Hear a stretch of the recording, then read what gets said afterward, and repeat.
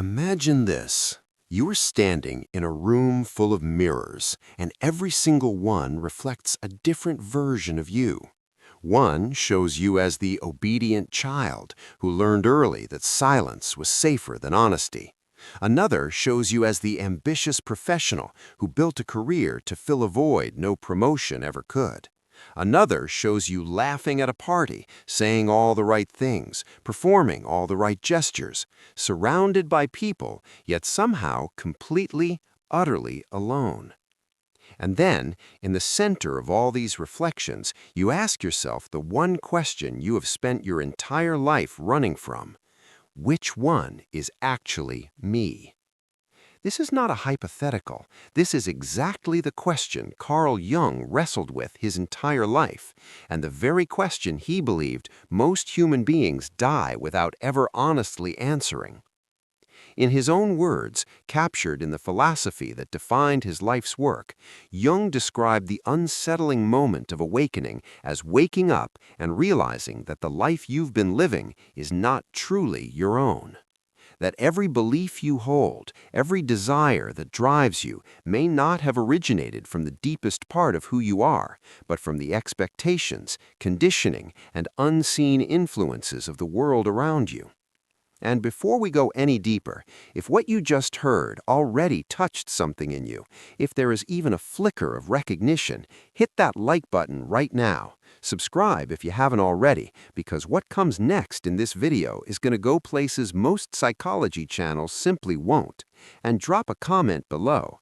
How much of the life you're living right now do you believe is actually, authentically yours? I read every single one. Now, back to that room of mirrors.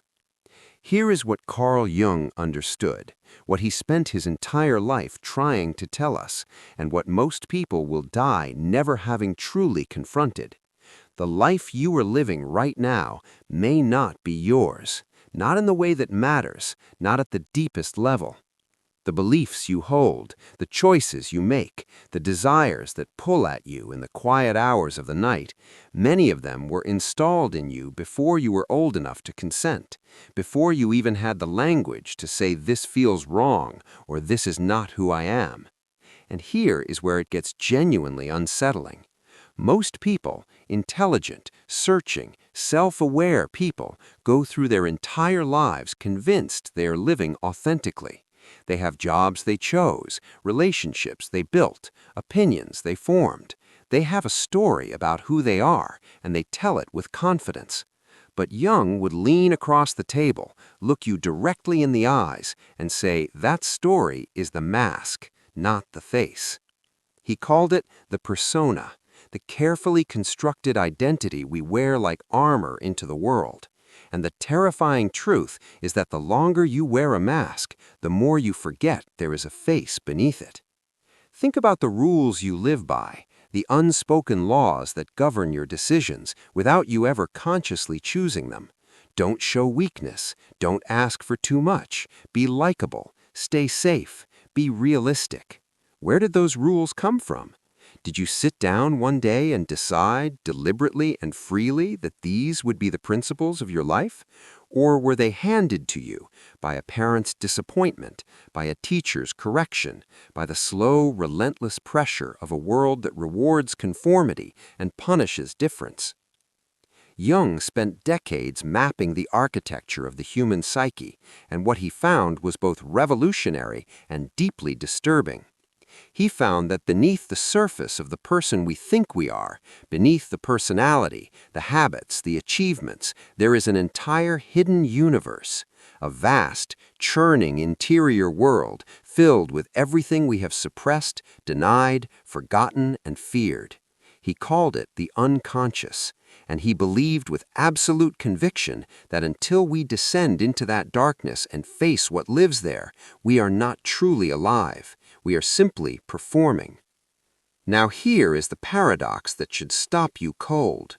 In a culture that celebrates self-improvement, productivity, and reinvention, a world overflowing with therapy apps and journaling prompts and 5-step guides to becoming your best self, most people are still profoundly, fundamentally lost. not because they haven't tried, but because they have been looking in entirely the wrong direction. Self-discovery, real self-discovery, is not about building a better version of yourself. It is not about optimizing your morning routine or rewiring your habits. It is about something far more radical, far more uncomfortable. It is about becoming willing to dismantle the version of yourself that was never truly yours to begin with. Jung identified 5 essential rules, not suggestions, not therapeutic guidelines, but laws of psychological existence that govern whether a human being ever achieves wholeness or spends their entire life circling the edges of it. 5 principles that most people violate every single day, not out of malice or ignorance, but because no one ever showed them what it costs to do so. These rules are not comfortable. They will not flatter you. Some of them will feel like accusations. But if you stay, if you are willing to sit with the discomfort that follows, what you find on the other side of that discomfort might be the first truly honest thing you have ever known about yourself. So the question is not whether you are ready to hear what Jung discovered. The question is whether you are ready to stop pretending you already have. During the Roman Empire, engineers built something that had never existed before. A vast, breathing network of roads that stretched across continents, through mountains, across rivers, connecting the known world. And no matter which road you took, no matter how far you wandered or how long you traveled, every single path eventually curved back to the same place: Rome. There is a reason that metaphor has outlived the empire itself, because it describes something true, not just about geography, but about the human mind. When you follow philosophy far enough, it curves back to the psyche. When you chase spirituality to its edge, it drops you into the unconscious. When you pursue mental health honestly, relentlessly, without flinching, every road, every tradition, every honest inquiry eventually leads you back to the same towering figure: Carl Jung. And the question he forces you to answer, the one that sits at the center of all his work, like Rome at the heart of its empire, is this: why do human beings consistently, repeatedly, almost compulsively work against their own wholeness? The answer is not simple, and it is not flattering. Jung observed that from the earliest moments of life, the human psyche is engaged in a kind of ruthless negotiation. The child enters the world whole, emotionally raw, instinctively expressive, boundlessly curious. But the world almost immediately begins to edit that child. Parents, teachers, religious institutions, cultural norms, they all communicate, in ways both spoken and devastatingly unspoken, which parts of you are acceptable and which parts must be hidden. Show too much anger? Punished. Too much sadness? Dismissed. Too much ambition? Threatening. Too much vulnerability? Weak.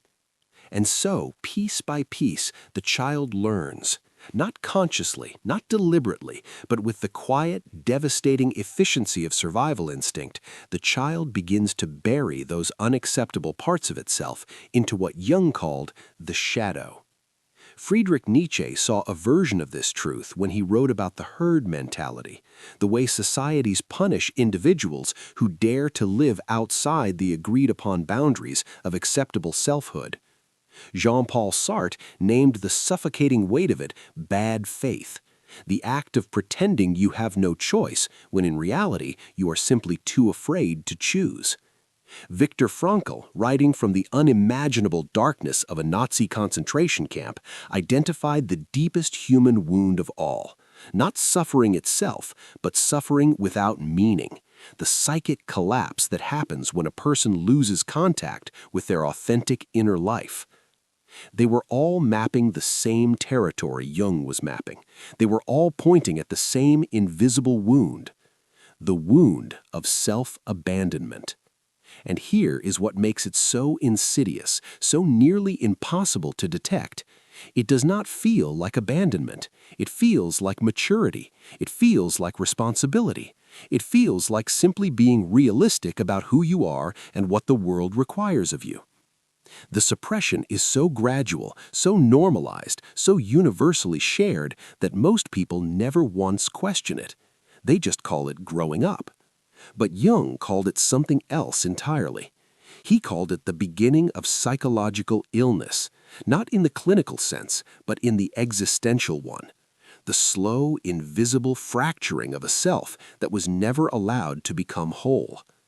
And the fracture does not stay hidden. It never does. Here is something Jung observed that most people spend their entire lives refusing to believe. The parts of yourself you bury do not stay buried. They never do. The psyche is not a landfill. You cannot simply dump the unwanted pieces of yourself into the dark, seal the lid, and walk away clean. What you suppress does not decompose. It does not weaken with time or dissolve with distance. It does the opposite. It grows. It intensifies. It finds other ways out, ways you did not choose and cannot easily explain. Jung's transcript of the human condition reads like a slow, creeping horror story, not because of what is out there in the world threatening you, but because of what is in here, operating beneath your awareness, shaping your reality from a level of the psyche you cannot directly see or consciously control. He called this the unconscious at work, and its fingerprints are everywhere, if you know how to look. Think about the person you inexplicably, almost irrationally despise. Not a mild dislike, a visceral, disproportionate reaction. Something about them makes your jaw tighten. Something about the way they carry themselves, the way they speak, the particular quality they embody sets something off inside you that feels almost personal. Jung would ask you one devastating question. What is it about that quality that you have refused to acknowledge in yourself? This is what he called projection, one of the unconscious mind's most elegant and most destructive defense mechanisms.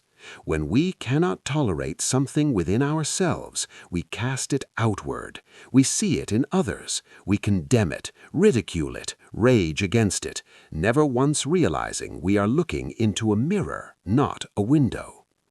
Neurologically, this makes profound sense.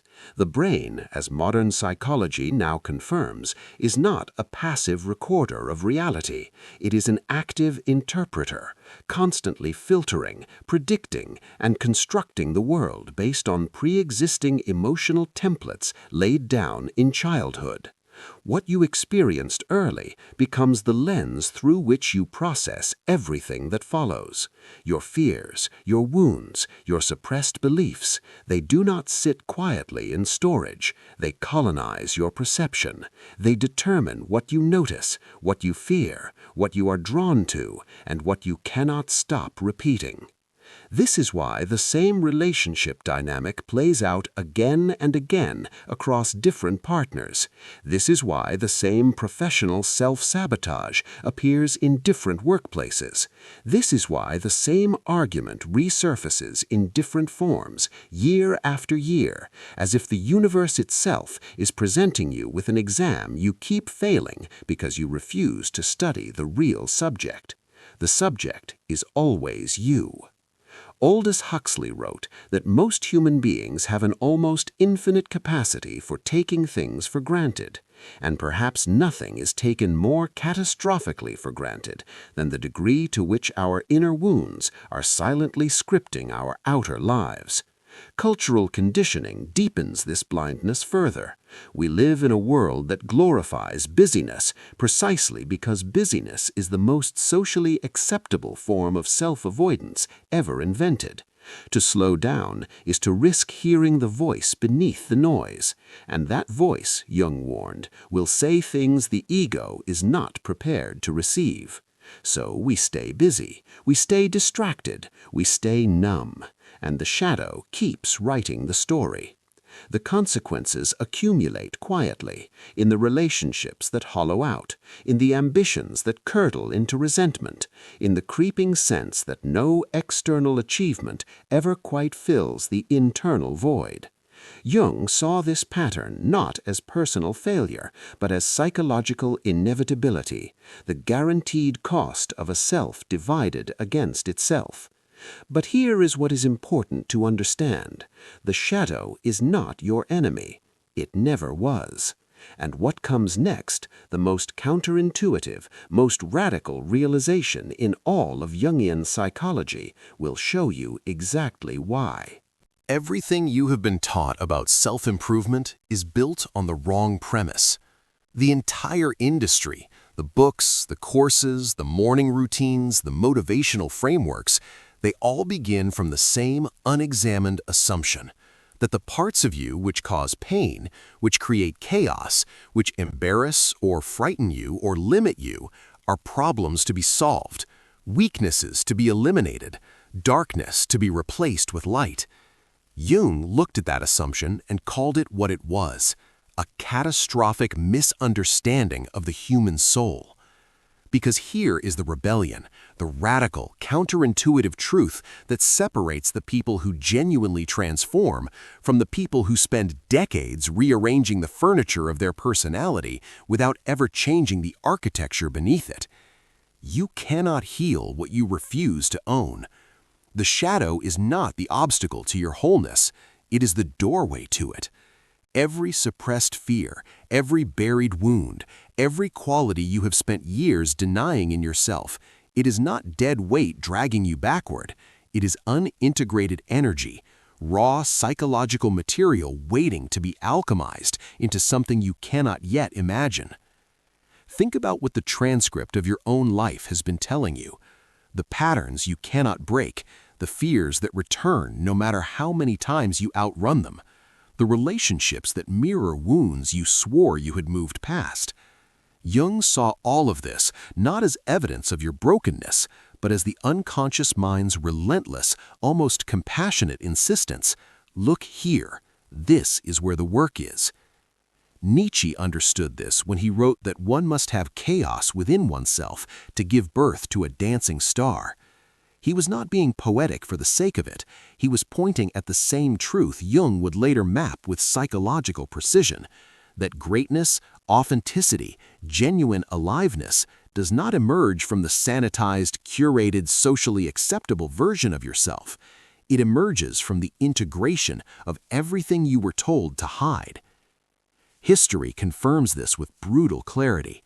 The figures who changed the world, who created, who led, who broke open new ways of thinking and being, were not the ones who successfully suppressed their darkness.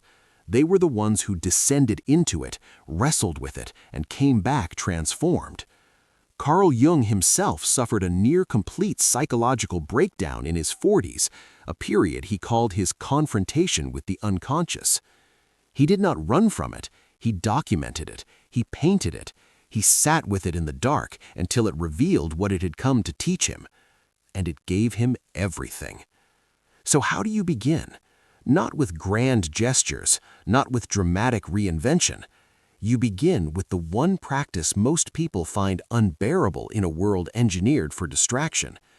You begin with stillness, with honest, unflinching self-inquiry.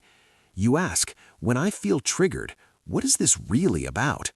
When I judge harshly, what am I refusing to see in myself? When I self-sabotage, what part of me believes I am not allowed to succeed? You stop treating your inner life as an inconvenience and start treating it as the most important text you will ever be asked to read. Because the version of you waiting on the other side of that integration, the one who has faced the shadow and claimed it, is not just healed, they are whole. And whole is something the world has never seen enough of. But even wholeness, Jung warned, is not the final destination. Because beneath the shadow, beneath the persona, beneath even the archetypes that structure your inner world, there is one last revelation, one so profound, so quietly devastating in its simplicity that most people brush past it their entire lives without ever stopping to feel its full weight. That revelation is next. There is a moment, and if you have ever experienced it, you will know exactly what this means, where everything you thought you understood about yourself quietly collapses. Not dramatically, not with noise or crisis, or the kind of breakdown that announces itself. It happens in a strange, suspended stillness.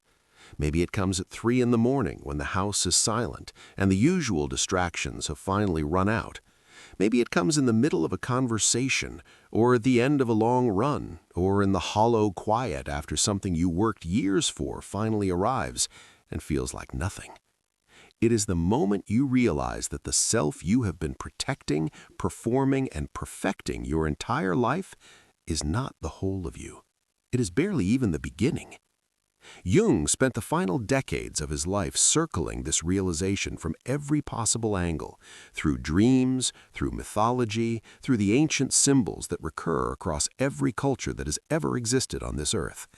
And what he kept finding, underneath all the complexity, underneath all the layers of persona and shadow and archetype and conditioning, was something almost unbearably simple.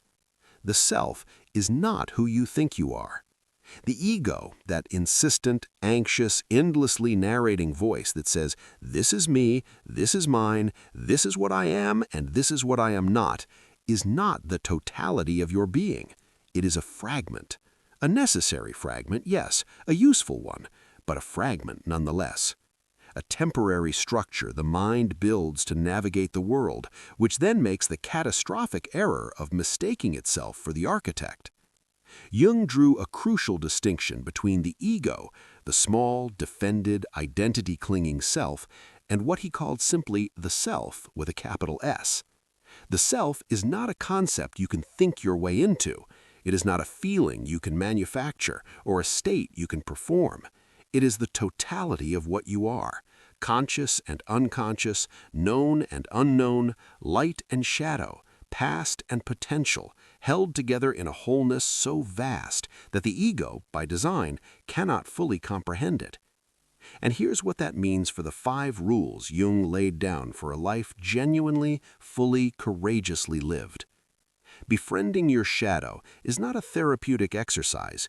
It is an act of ontological honesty, the decision to stop lying to yourself about the full truth of your nature. Facing your unconscious is not a journey into dysfunction. It is a journey into depth, into the buried intelligence of a psyche that has been holding your unlived life in trust, waiting for you to claim it. Listening to your dreams, your instincts, your irrational pulls and unexplained longings, this is not weakness or mysticism. This is the self, speaking in the only language the ego has not yet learned to censor. Releasing your attachment to labels is not an identity crisis. It is liberation. You are not your job title. You are not your trauma. You are not the story your family told about you or the one you have been telling about yourself. You are something prior to all of that, something that existed before the world got its hands on you and began its relentless work of editing. And surrendering to the process, perhaps the hardest of all Jung's rules in a culture addicted to control and certainty, is the recognition that becoming whole is not a destination with a fixed arrival date. It is a direction, a commitment made not once, but daily, in the small and unglamorous choices to stay honest with yourself when dishonesty would be so much easier. But here's the realization that lands last and lands hardest. The reason you have felt lost, truly existentially lost, in the way that no achievement or relationship or external transformation has ever been able to fully resolve, is not because something is missing from your life. It is because something has been missing from your relationship with yourself. The ancient Romans built their roads outward, across deserts, through forests, over rivers, because they understood that connection requires infrastructure, that you cannot reach what matters without building the path to it deliberately, stone by stone, mile by mile. Jung was building the same thing, not roads through geography, but roads through the interior, through the unconscious, through the shadow, through the unexplored wilderness of the psyche, all of them converging on the same destination. Not Rome. You. The whole you. The unedited, unperformed, unapologizing, fully integrated you. The one who has faced the darkness and is no longer afraid of it, who has heard the voice of the unconscious and learned to trust it, who has stopped outsourcing their sense of self to the approval of a world that was never qualified to define them in the first place. Jung said that life doesn't truly begin until you find yourself. But perhaps the most revolutionary thing he ever offered us is the quiet, radical suggestion that you were never truly lost. You were always here, underneath the mask, underneath the conditioning, underneath the fear and the noise and the relentless performance of a life that fit someone else's expectations better than your own. The self you have been searching for across every book, every relationship, every desperate reinvention was never somewhere else. It was waiting. In the silence you kept running from, in the darkness you were afraid to enter, in the questions you kept almost asking but never quite let yourself finish. It was always there. And now, finally, you know the way back.